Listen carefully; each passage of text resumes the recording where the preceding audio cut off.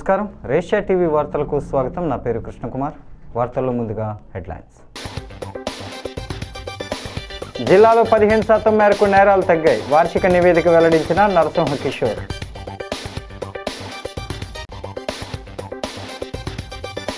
కులాల మధ్య చిచ్చు పెట్టడమే వైసీపీ పని. Rural MLA Gorantla Butchaiah Chowdary.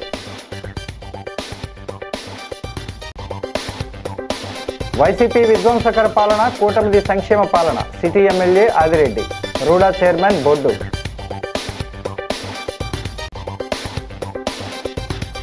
పుష్కరాల ముందే పేపర్ మిల్లు మూసేయాలి.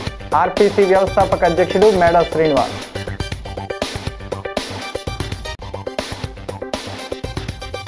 మూడు నెలల్లో కార్పొరేషన్ ఎన్నికలు తథ్యం. టీడీపీ రాష్ట్ర ప్రధాన కార్యదర్శి గన్ని కృష్ణ. ఇక డీటెయిల్స్ చూస్తే, తూర్పుగోదావరి జిల్లాలో 2024తో పోల్చితే ఈ ఏడాది నేరాల సంఖ్య 15% మేరకు తగ్గాయని, గత ఏడాది 7,586 ఎఫ్ఐఆర్లు నమోదైతే ఈ ఏడాది 6,477గా ఆ సంఖ్య ఉందని ఎస్పీ డి నరసింహ కిషోర్ జిల్లా వార్షిక నివేదిక ద్వారా వెల్లడించారు. స్థానిక జాంపేట పోలీస్ కన్వెన్షన్ సెంటర్లో బుధవారం జరిగిన మీడియా సమావేశంలో ఎస్పీ మాట్లాడుతూ, నేరాలు తగ్గించడానికి తీసుకున్న చర్యలు చాలా వరకు సత్ఫలితాలను ఇచ్చాయని, హోంగార్డు నుంచి అదనపు ఎస్పీ వరకు ఎవరికి వారు తమ స్థాయిలో కష్టపడి పనిచేశారని ప్రశంసించారు. కేసుల పరిష్కారంతో పాటు నేరస్తులకు శిక్షలు పడేలా కూడా అధికార యంత్రాంగం చొరవ తీసుకుందన్నారు. రోడ్డు ప్రమాదాల సంఖ్య పెరగడం ఆందోళనకు గురిచేసిందని, వారి నిరోధానికి అవసరమైన అన్ని చర్యలను చేపట్టేందుకు మరింత పగడ్బందీగా పనిచేస్తామన్నారు. కేసుల సత్వర పరిష్కారంలో అవార్డులు, రివార్డులు పొందిన సబ్ డివిజన్లు, అదనపు ఎస్పీలు, డిఎస్పీలు, సిఐలు, ఇతర సిబ్బందికి జ్ఞాపికలు, ధ్రువపత్రాలు అందజేసి అభినందించారు. ఈ నూతన సంవత్సర వేడుకలు ప్రశాంత వాతావరణంలో నిర్వహించుకోవాలని, నిబంధనలు మీరితే మాత్రం కఠినంగా వ్యవహరిస్తామని స్పష్టం చేశారు. Additional SP NBM Muralikrishna, L Chenchu Reddy తదితరులు పాల్గొన్నారు.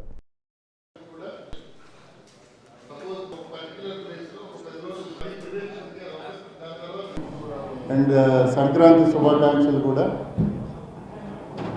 సో ఈ సంవత్సరం వార్షిక నివేదిక క్రైమ్కి సంబంధించి, పోలీస్ డిపార్ట్మెంట్కి సంబంధించి ప్రజెంట్ చేయడానికి మీ అందరినీ ఇక్కడికి ఆహ్వానించడం జరిగింది. ఈ సంవత్సరం అంతా కూడా ప్రజలు, ప్రజాప్రతినిధులు, నాయకులు, పత్రికా ప్రతినిధుల సహాయ సహకారాలతో మాకున్న రిసోర్సెస్ని వాడుకుంటూ తూర్పుగోదావరి జిల్లాలో నేర నియంత్రణలో కానీ,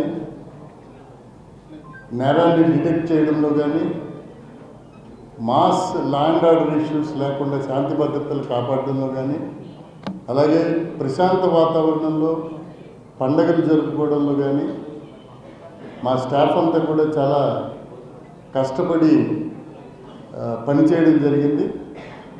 చాలా విశేషమైనటువంటి ప్రతిభను కూడా కనబరిచారు. దీనికి రాష్ట్ర స్థాయిలో కూడా మీ అందరూ టైం టు టైం మాకు అప్రిషియేట్ చేస్తూ మీరు గమనించుంటారు. ఏబిసిడి అవార్డు కానీ, బ్రాంజ్ మెడల్స్ కానీ, సిల్వర్ మెడల్స్ కానీ ఇవన్నీ కూడా ఈస్ట్ గోదావరి పోలీస్ సంపాదించుకోగలిగారు. దీంట్లో కింది స్థాయి హోంగార్డ్ నుంచి పై స్థాయి అడిషనల్ ఎస్పీస్ వరకు అందరూ కూడా చాలా కమిటెడ్గా, డెడికేటెడ్గా పనిచేశారు. ఈ సంవత్సరానికి సంబంధించి వార్షిక నివేదిక మీ అందరి ముందు ఉంచుతాం. సో ఈ జిల్లా నేరాలు చూస్తే మనకి గత సంవత్సరం కంటే 2024 కంటే 15% తగ్గింది. 7,586, 6,477 నేరాల కింద తగ్గింది. దీంతో పాటు ఇక్కడ టైం టు టైం నేను చెప్తూ ఉంటాను. నెక్స్ట్, సో ఈ విషయాలు శారీరక నేరాలు, బాడీలీ అఫెన్సెస్, హత్య, నేరపూరిత నరహత్య, అల్లర్లు, కిడ్నాప్లు, తీవ్రమైన గాయం ఇవన్నీ కూడా తగ్గాయి, -1.3. అలాగే ఆస్తి నేరాలు పెరిగాయి. ఆస్తి నేరాలు అంటే రాత్రిపూట నేరాలు పర్టికులర్గా పెరిగాయి. ఇది ఎందుకు అని అంటే, మనం గత కొంతకాలంగా గ్యాంగ్స్, నొటోరియస్ క్రిమినల్స్ని మనం పట్టుకోవడం వల్ల, వారు గతంలో చేసిన కొన్ని నేరాలు డిస్క్లోజ్ చేయడం వల్ల, చిన్న చిన్న నేరాలు చేసి డిస్క్లోజ్ చేయడం వల్ల మళ్ళీ మనం చంద్రబాబు విజనరీ నాయకత్వాన్ని పవన్ కళ్యాణ్ అర్థం చేసుకున్నారని, సినిమా వాళ్ళ ద్వారా పవన్ కళ్యాణ్ని రెచ్చగొట్టాలని వైసీపీ చూస్తోందని, ఎన్ని ఇబ్బందులు వచ్చినా అవమానాలు ఎదురైనా కూటమి కొనసాగుతుందని గోరంట్ల బుచ్చయ్య చౌదరి అన్నారు. స్థానిక గాంధీపురంలో ఉన్న ఆయన నివాసంలో బుధవారం జరిగిన మీడియా సమావేశంలో గోరంట్ల మాట్లాడుతూ, గత 5 ఏళ్లు వైసీపీ ప్రభుత్వం ఏమీ చేయలేదని, జగన్ ఒక డిక్టేటర్ అని విమర్శించారు. గోదావరిపై దిగువ రాష్ట్రంగా ఏపీ బనకచర్ల ప్రాజెక్టు నిర్మించుకుంటే తప్పేంటని ప్రశ్నించారు. అధికారం పోయినప్పుడు చంద్రబాబుపై ఏడవడం కేసీఆర్కు అలవాటేనని, కేసీఆర్ నాకంటే జూనియర్ అని వ్యాఖ్యానించారు. కేసీఆర్ హయాంలో సాగునీటి ప్రాజెక్టులు అవినీతిపై విచారణ జరుగుతోందని, 2 తెలుగు రాష్ట్రాల మధ్య విభజన సమస్యలను కేసీఆర్ జగన్ పరిష్కారం కానివ్వలేదని ఆరోపించారు. వల్లభనేని వంశీ, కొడాలి నాని తమ నోరు అదుపులో పెట్టుకోవాలని గతంలోనే వారికి చెప్పేవాడినని, నా మాట విననందుకు ఇప్పుడు వాళ్ళు ఫలితం అనుభవిస్తున్నారని ఆక్రోశం వెళ్లగక్కారు. వైసీపీతో పాటు అన్ని పార్టీల వారు నన్ను గౌరవిస్తారని పేర్కొన్నారు. AMC chairman Marni Vasudev, TDP rural అధ్యక్షుడు Macheti Prasad, tourism corporation director Vasireddy Rambabu, Talari Murthy తదితరులు ఈ కార్యక్రమంలో పాల్గొన్నారు. ప్రతిపక్షాన్ని అంచడం కోసం ఎన్నెన్నో కేసులు పెట్టి ఆఖరికి ప్రతిపక్ష నాయకుడిని కూడా జైలుకు పంపించిన చరిత్ర మీది. మీరు ప్రజాస్వామ్యం గురించి మాట్లాడుతూ ఉన్నారు. వాళ్ళు జగన్మోహన్ రెడ్డి అంటాను, నేను మళ్ళా వస్తాను. ఎక్కడికి వస్తావా? నువ్వు వచ్చే అవకాశం ఇది. తండ్రిని అడ్డు పెట్టుకుని కొంత ముఖ్యమంత్రిగా భారీగా దోపిడీ చేసావు. నువ్వు మరలా ఎక్కడ వస్తావు? నీ కేసులు కనుక తేలిపోతే నువ్వు ఉండేది శ్రీకృష్ణ జన్మస్థానంలో కానీ మరొక చోట కాదు. 100% శ్రీకృష్ణ జన్మస్థానమే ప్రాప్తిరస్తు అనేది చెప్తా ఉంది. కేవలం కోర్టులని అలా తప్పుదారు పట్టిస్తూ కాలక్షేపం చేస్తూ ఉన్నావు. బెయిల్ పక్షివి, నువ్వు జైలు పక్షివి, బెయిల్ పక్షివి. ప్రస్తుతం బెయిల్లో ఉన్నావన్న విషయాన్ని మర్చిపోవద్దు. ఇవాళ నువ్వు ఎక్కడికి వచ్చినా అరాచకమే. నీ కార్యకర్తలను రెచ్చగొడతావు, కిరాయి రౌడీలను తెచ్చి ప్రోత్సహిస్తావు. మేము అంటాం, అంచవేయటం పెద్ద కష్టం కాదు, అంచవేయటం పెద్ద చేతగానితనం కాదు. దయచేసి ఇప్పటికైనా కళ్ళు తెరుచుకొని మేల్కోండి. అబోధ కల్పనలు సోషల్ మీడియాలో బూతులా, పచ్చి బూతులు తిడతారా, గోబెల్స్ ప్రచారం చేస్తారా? అసలు ఇంత నోటికి వస్తే ఏది చెప్తే అది అబద్ధాలు చెప్పేసాడు. అబద్ధాలు అగ్రగణ్యుడు. అబద్ధాల్లో లిటరేచర్లో డిగ్రీలు తీసుకున్న వ్యక్తి జగన్మోహన్ రెడ్డి. ఇలాంటి వ్యక్తి తప్పుడు ప్రచారాలు చేస్తూ ఉన్నాడు. ఏమీ జరగదు. నువ్వేం చేసావు? 3,000 రూపాయల పెన్షన్కి ఎన్నేళ్ళు పట్టింది నీకు ఇవ్వటానికి? 5 ఏళ్ళు పట్టింది. తల్లికి వందనం ఇస్తానన్నావు, ఏం చేసావు? ఒక్కళ్ళకి ఇచ్చావు. ముగ్గురికి ఇస్తానన్నావు, ఎంతమంది పిల్లల్లోనే ఇస్తానన్నావు? ఒకళ్ళకి ఇచ్చావు. 3 ఏళ్ళు ఇచ్చావు, 2 ఏళ్ళు లేకపోయావు. పోయిన ఒక రోడ్డు వేసావా? అన్నీ ఎక్కడ చూసినా. ప్రాజెక్టులు కట్టావా? ఎక్కడికెక్కడ ఆపేసావు. కేంద్రం ఇచ్చిన నిధులు వాడావా? వాటి జల మిషన్ లాంటివి, ఎన్ఎంఆర్ఈ కార్యక్రమాలన్నీ పక్కకు పట్టించేసావు. గత వైకాపా ప్రభుత్వం విధ్వంసకర పాలన సాగించిందని, వైకాపా నియంత పాలన పట్ల విసుగు చెందిన ప్రజలు ఇంటికి సాగనంపారని రాజమహేంద్రవరం సిటీ ఎమ్మెల్యే ఆదిరెడ్డి శ్రీనివాస్, జిల్లా టీడీపీ అధ్యక్షుడు రూడా చైర్మన్ బొడ్డు వెంకటరమణ చౌదరి అన్నారు. ఇచ్చిన హామీలతో పాటు ఇవ్వని హామీలను నెరవేరుస్తూ సంక్షేమ పాలన అందించడం జరుగుతోందన్నారు. స్థానిక ప్రెస్ క్లబ్లో జరిగిన మీడియా సమావేశంలో వారు మాట్లాడారు. ఎమ్మెల్యే ఆదిరెడ్డి మాట్లాడుతూ 2025లో ఆంధ్రప్రదేశ్ కూటమి ప్రభుత్వం సంక్షేమం, అభివృద్ధి, పెట్టుబడులు ఈ 3 దశలలో ముందుకు వెళ్ళిందన్నారు. భవిష్యత్తులో కూడా అలాగే వెళ్తుందన్నారు. తాము యువత చేతిలో ల్యాప్టాప్లు పెడతామంటే వైకాపా వారు కత్తులు పెడతామనటం దారుణమన్నారు.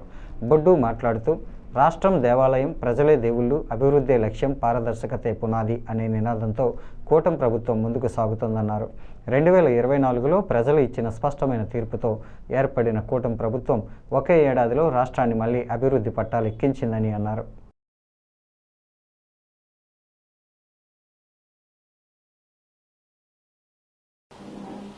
అన్నిటిని కూడా అధిగమించుకుంటూ ఎట్టి పరిస్థితుల్లో మెగా డిఎస్సి తీయాలి, ఎన్నికల ముందు యువగలంలో ఇచ్చిన హామీని నిలబెట్టుకోవాలని గౌరవ ఐటీ విద్యాశాఖ మంత్రి లోకేష్ గారు ఒక మహా సంకల్పంగా తీసుకొని ఈ రోజున అది పూర్తి చేసుకొని ప్రతి ఒక్కరికి అపాయింట్మెంట్ లెటర్లు ఇవ్వడం, పోస్టింగ్స్ కూడా ఇచ్చారన్న విషయాన్ని గుర్తు చేస్తా ఉన్నాం.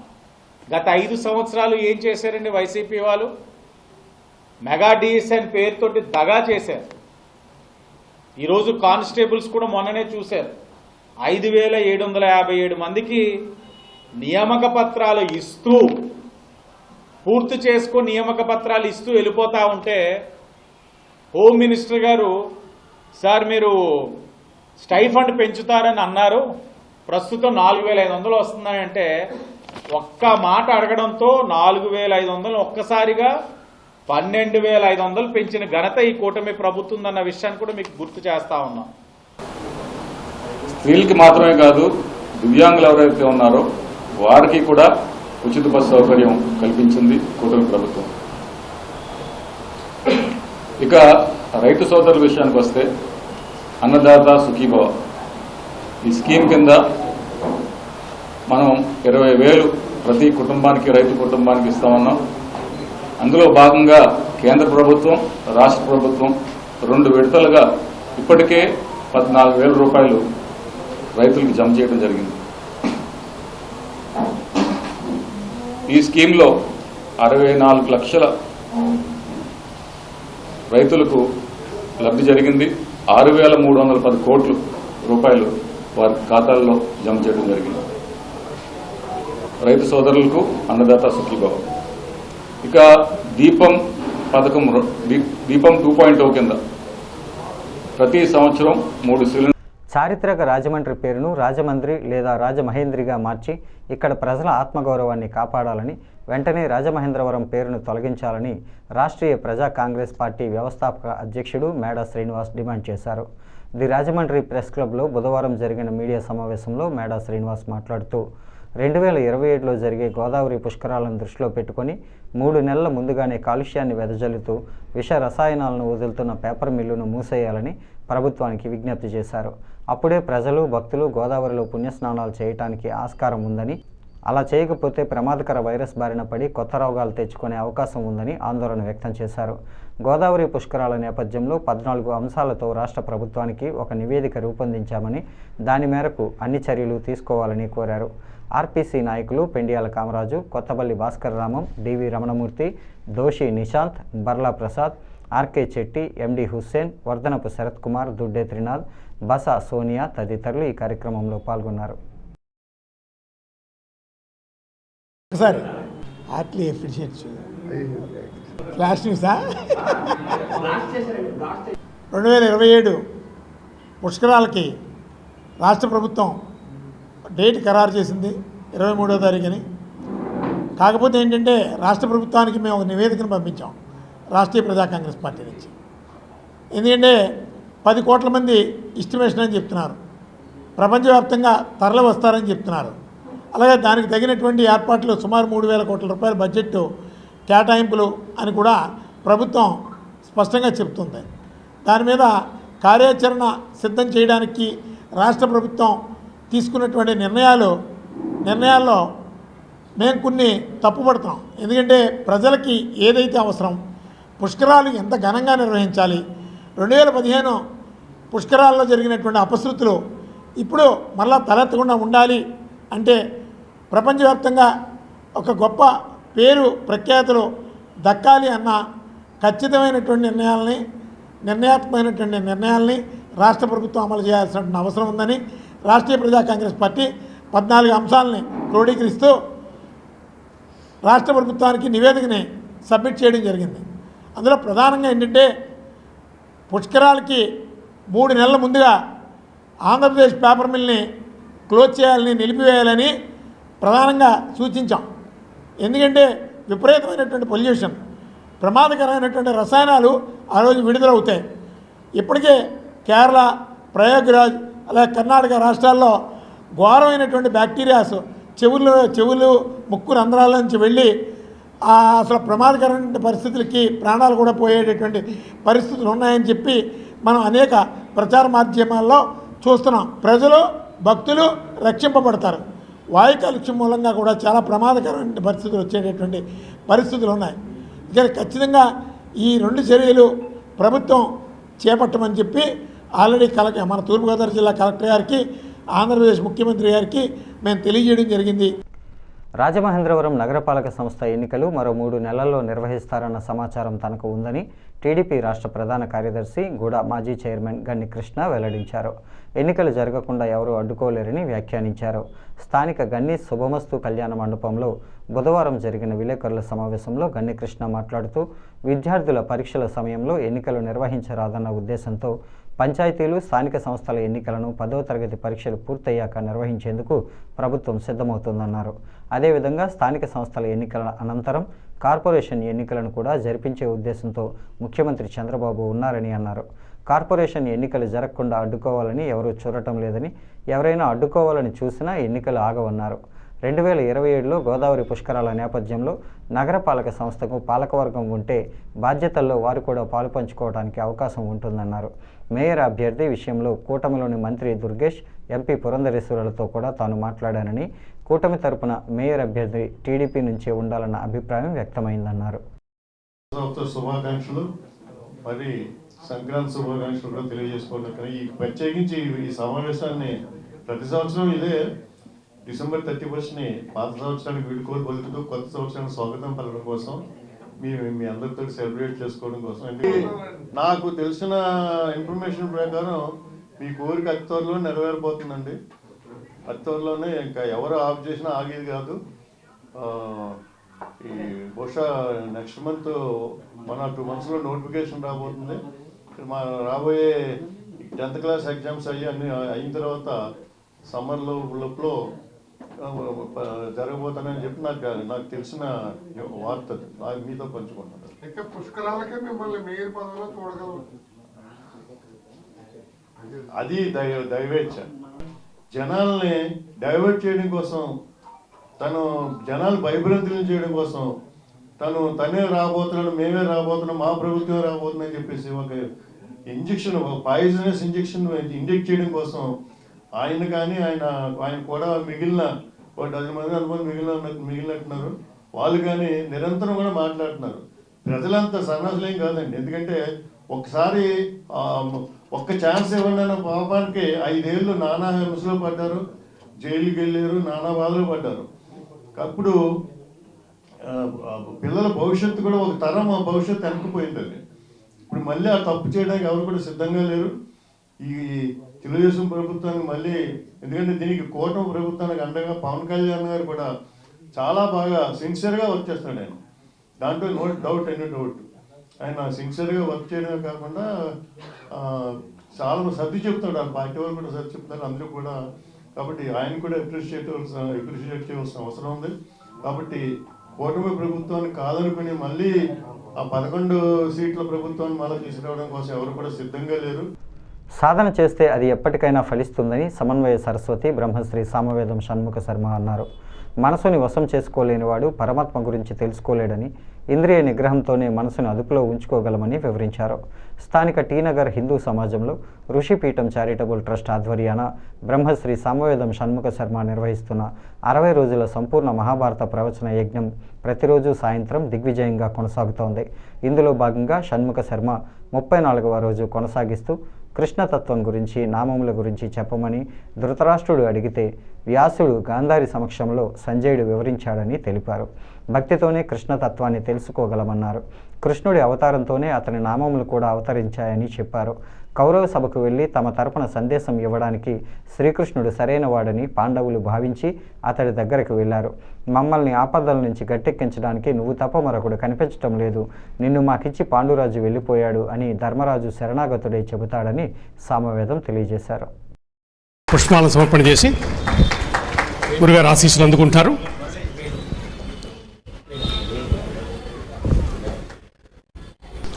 వారు గురుగారికి సంబంధించిన కార్యక్రమాన్ని చక్కగా కవర్ చేస్తారు.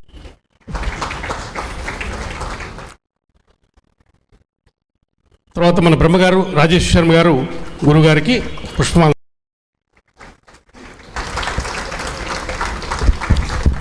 సంజయుడు పాండవులతో మాట్లాడి తిరిగి వచ్చి కౌరవ సభలో ధృతరాష్ట్రునికి దుర్యోధనికి చెప్పిన మాటలు చెప్పుకున్నాం. ముఖ్యంగా యుధిష్ఠిరుడు చెప్పినవి, అర్జునుడు చెప్పినవి, కృష్ణ పరమాత్మ చెప్పిన మాటలను తెలియజేసిన సంజయుడు అటుపై కృష్ణతత్వం గురించి ప్రశ్న వేసిన ధృతరాష్ట్రునితో చెప్పేటప్పుడు వ్యాసుణ్ణి గాంధారిని అక్కడికి పిలిపించి మరీ చెప్తున్నాడు. ఎందుకంటే నువ్వు అందరిలో ఉన్నప్పుడు ఒకలా వింటావు, నీకు ప్రత్యేకంగా చెప్పాల్సిన అవసరం ఉంది, విశేషించి మహానుభావుల సమక్షంలో చెప్పాలి అని చెప్పి వ్యాసుడి సమక్షంలో కృష్ణతత్వాన్ని చెప్తాడు. పైగా నేను తెలుసుకోలేకపోతున్నాను, నువ్వెలా తెలుసుకోగలిగావు అంటే కేవలం భక్తి చేతనే ఆయన తెలుసుకోగలిగాను. ఇక్కడ భక్తి అనే మాటే చెప్పబడుతుంది. ఈ భక్తి కూడా ఎలా సాధ్యము అంటే మనసును వశపరుచుకోగలిగినటువంటి వాడు మాత్రమే కృష్ణుడిని తెలుసుకోగలడు. మనస్సును వశం చేసుకోలేని వాడు పరమాత్మను తెలుసుకోలేడు. ఇది తెలుసుకునేది ఏది? ఇది కూడా ఆలోచించవలసిన అంశమే కదా. అంతఃకరణం ద్వారానే తెలుసుకోవాలి. అంతఃకరణం ఇంద్రియాలతో ప్రపంచమే పడినప్పుడు పరమాత్మ ఎలా తెలుసుకుంటుంది? కనుక వీటన్నిటినీ నడుపుతున్న పరమాత్మ మనస్సును తిప్పగలగాలి. దాని ఇంద్రియ నిగ్రహమే చాలా ప్రధానమైనటువంటి అంశము. పరమాత్మ ప్రాప్తికి మరొక ఉపాయం కనిపించట్లేదు. దానితో పాటు ప్రధానంగా ఉండవలసినది ఇంద్రియాలని కోరికల నుంచి మళ్లించండి. దీన్ని కామత్యాగం అంటారు. రెండవది అప్రమాదత, ప్రమాద బుద్ధి ఉండకూడదు. ప్రమాదం అంటే ఏమరపాటు అనేది ఉండరాదు. ఇక మూడవది హింస ఉండరాదు, అంటే అహింసతో కూడి ఉండాలి. ఈ మూడు ప్రధానమైన విషయం. ఇలాగా ఇంద్రియాలను అదుపులో పెట్టుకుంటూ బుద్ధిని జారిపోయినయకుండా విష్ణు వైపు మళ్లించడమే నిజమైన యోగము. ఇది యోగం.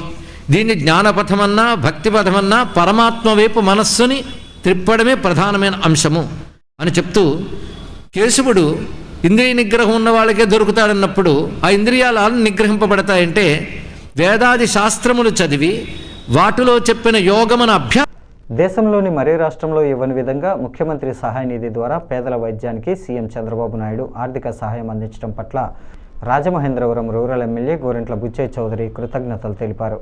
ఆయన గాంధీపురంలో ఉన్న నివాసంలో బుధవారం కడియం రాజమహేంద్రవరం రూరల్ మండలాలతో పాటు కార్పొరేషన్ పరిధిలోని డివిజన్లలో పలువురు లబ్ధిదారులకు సీఎంఆర్ఎఫ్ చెక్కులను గోరెంట్ల అందించారు. ఈ సందర్భంగా CM Chandrababu, deputy CM Pawan కళ్యాణ్కు ఆయన కృతజ్ఞతలు తెలిపారు. ఆపదలో ఉండి అనారోగ్యంతో ఆసుపత్రిలో చికిత్స చేయించుకునే వారికి ఈ చెక్కులు చాలా ఉపయోగకరంగా ఉంటున్నాయన్నారు. ఎవరికీ పైసా ఖర్చు లేకుండా తమ కార్యాలయం ద్వారా అన్ని ఫైళ్లను పారదర్శకంగా పూర్తి చేస్తున్నామన్నారు. కూటమి పార్టీల నాయకుల సమక్షంలోనే లబ్ధిదారులకు అందజేస్తున్నామని వివరించారు. పేదల విద్య, వైద్యానికి అత్యధిక ప్రాధాన్యత ఇస్తున్న కూటమి ప్రభుత్వానికి మద్దతుగా నిలవాలని కోరారు.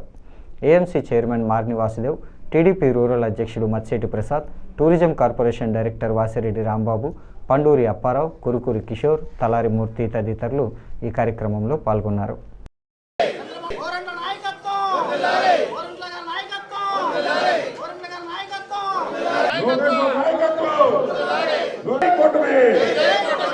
మానవత్వం పరిమళించిన వేళ ఎంత ఆనందమో మనకు తెలుస్తూ ఉంది.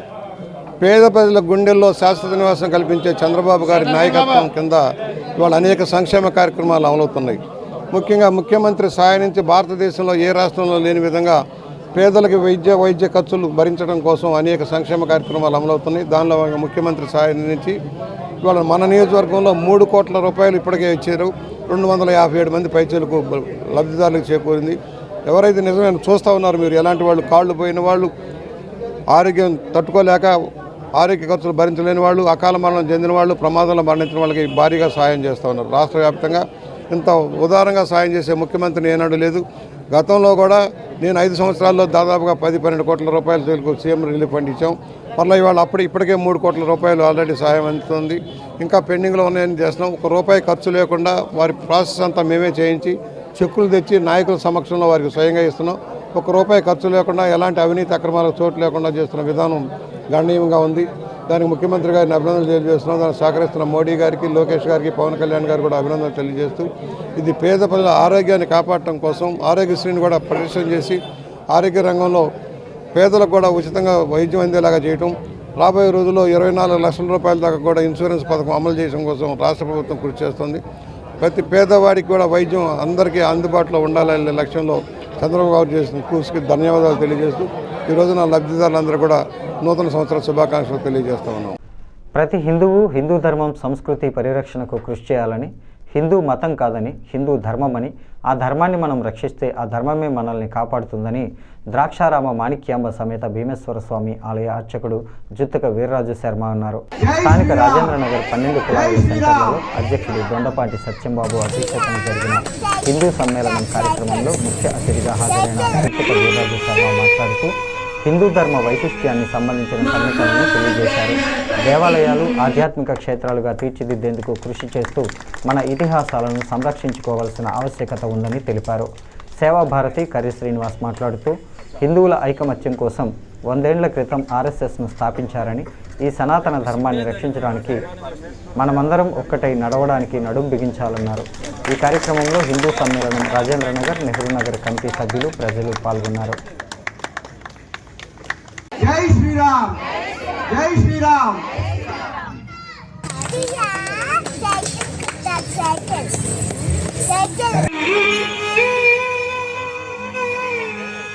మహాగణపతి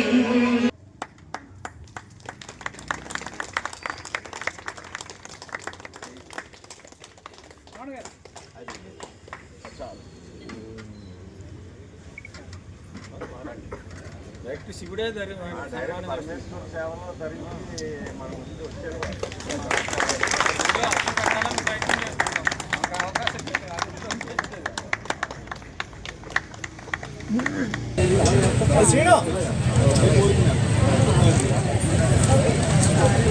తూర్పుగోదావరి జిల్లాలో అదనపు ఎస్పీగా సేవలందించి బదిలీపై వెళ్తున్న ఎన్బిఎం మురళీకృష్ణను జిల్లా ఎస్పీ డి నరసింహకిషోర్ నేతృత్వంలో పోలీసు అధికారులు, సిబ్బంది ఘనంగా సన్మానించి వీడ్కోలు పలికారు. స్థానిక జాంపేట పోలీస్ కన్వెన్షన్ సెంటర్లో జరిగిన జిల్లా వార్షిక నివేదిక సమావేశంలో కృష్ణా జిల్లాకు బదిలీపై వెళ్తున్న మురళీకృష్ణను ఎస్పీ నరసింహకిషోర్, జిల్లా పరిధిలోని డిఎస్పీలు, సిఐలు పుష్పగుచ్చాలు అందించి దుస్సాలువతో ఘనంగా సన్మానించారు.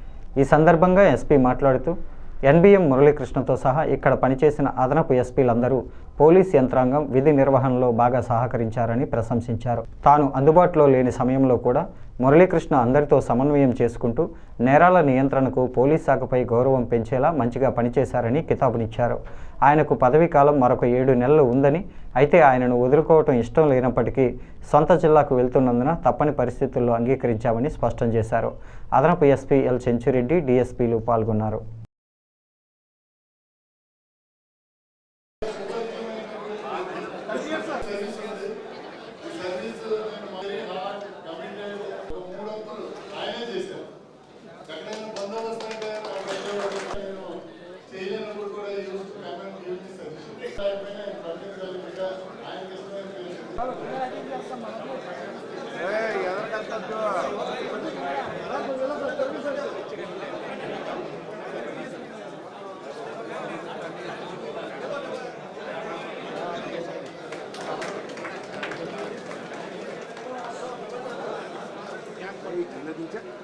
సార్ ఒకసారి సార్ మేడం సార్ డిఎస్పీలు అందరూ వచ్చారు సార్.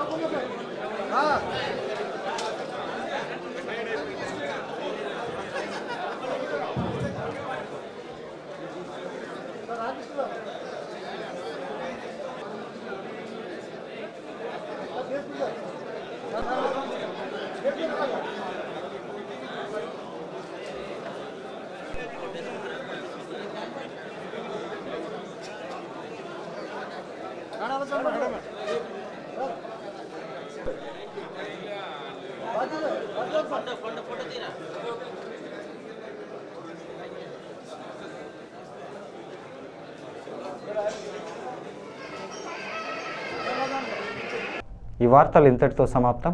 నమస్కారం.